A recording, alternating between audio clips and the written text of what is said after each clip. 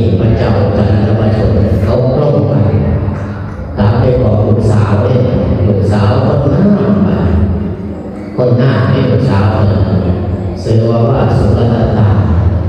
ลูกสาวหน้าแล้วเราในหน้าป่าบอกลูกสาวว่าไอ้ที่เงี้ยคนเด้อ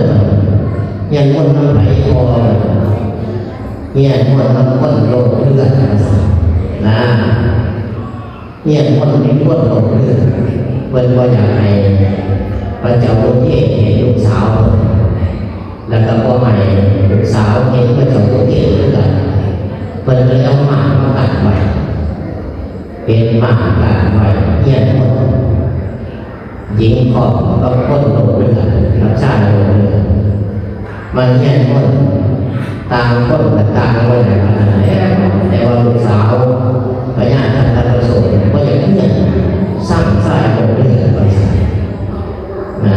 พระเจ้าโลเทศก็บอกพูดแล้วไปหลายคนหลายเป็นไปบอกแล้วเป็นยังไงล่ะยิ่งข้อกูบอกพูดจะไม่ได้เลยมึงคือวันถัดเถื่อพระเจ้าโลเทศมาโอ้ยพระเจ้าที่ไหนมันเป็นสิ่งว่าใส่ใจ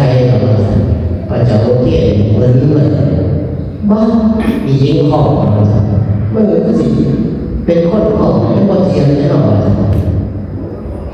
ว่าสุรตาขี้ด้วยกัน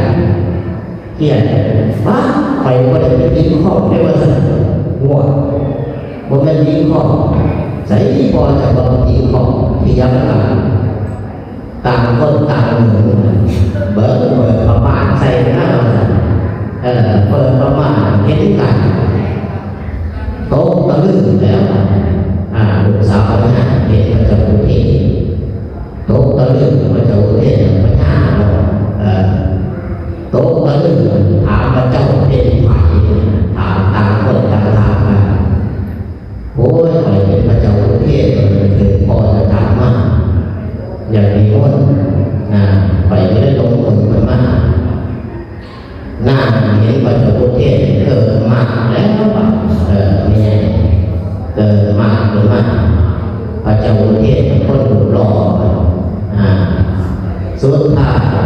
พ่อใจทั้งสองฝ่ายได้เสียกันในวันนี้ได้เสียกันเป็นผัวเป็นเมียบัดที่นี่กลับไปหาพ่อ